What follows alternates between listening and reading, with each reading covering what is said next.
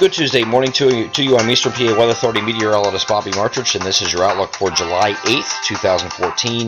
We're going to have high pressure that's going to be sitting way off to the southeast, off the southeastern U.S. coastline here, and this is known as a Bermuda high.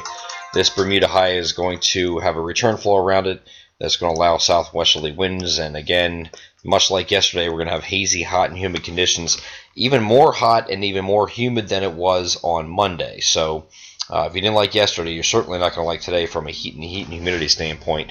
We are going to be watching for a cold front approaching in association with this low pressure system sitting over the Great Lakes. This is going to move over our area, at least the cold front will, later on Tuesday late evening and overnight hours. We're thinking this comes through. But here's a cold front right here, sitting out here like this, is attached to this low pressure system moving through southeastern Canada. There's a little bit of a timing difference with this one. This is actually the Euro showing the most of the activity out in western Pennsylvania.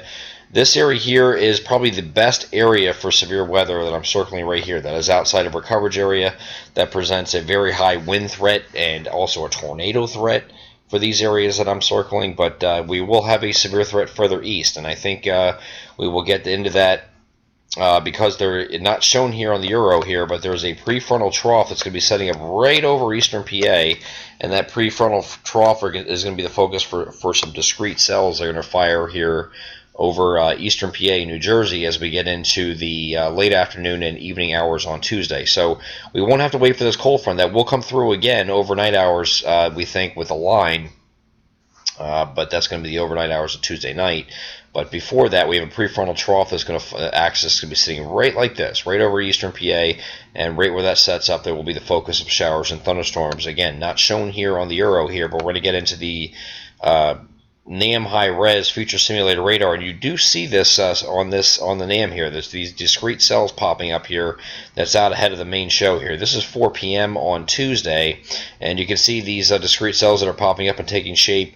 The main line is going to be heading north of the area here with these, with the heavier showers and thunderstorms, and then the more isolated pop-up hit-or-miss variety down here as we head along the trough axis. So your trough axis at this point is actually situated right over eastern PA, just like this.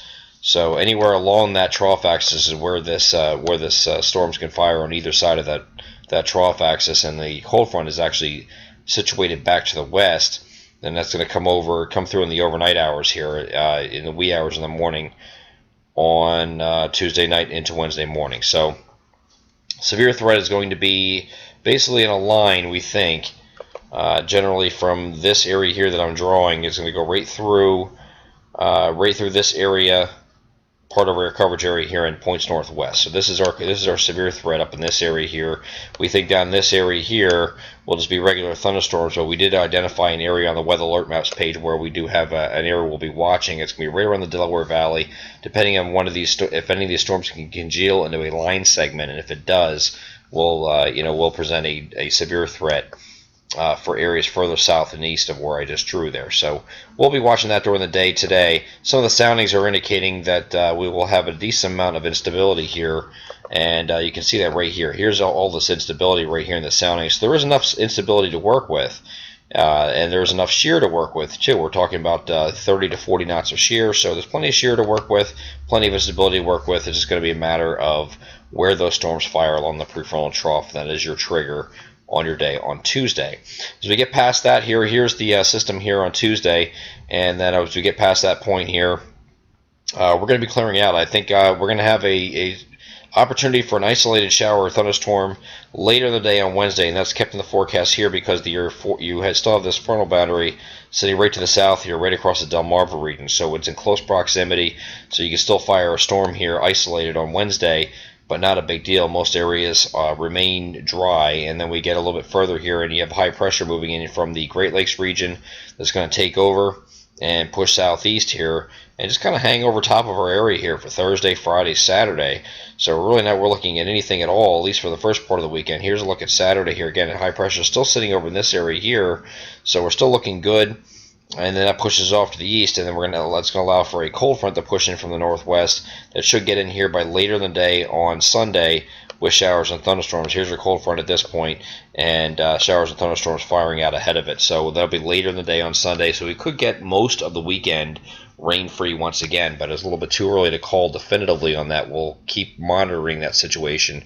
Right now, it looks like I could have a late day thunderstorm, even like just those normal pop-up thunderstorm varieties. Nothing severe, but heat of the day storms that you would normally see typically in summer could happen late in the day on Saturday or Sunday. So we're going to allow for both days for that possibility, but the better chance of that will come Sunday ahead of the cold front here. I'm Eastern PA Weather Authority meteorologist Bobby Marchers. That is your outlook for July 8th, 2014. Have a great Tuesday.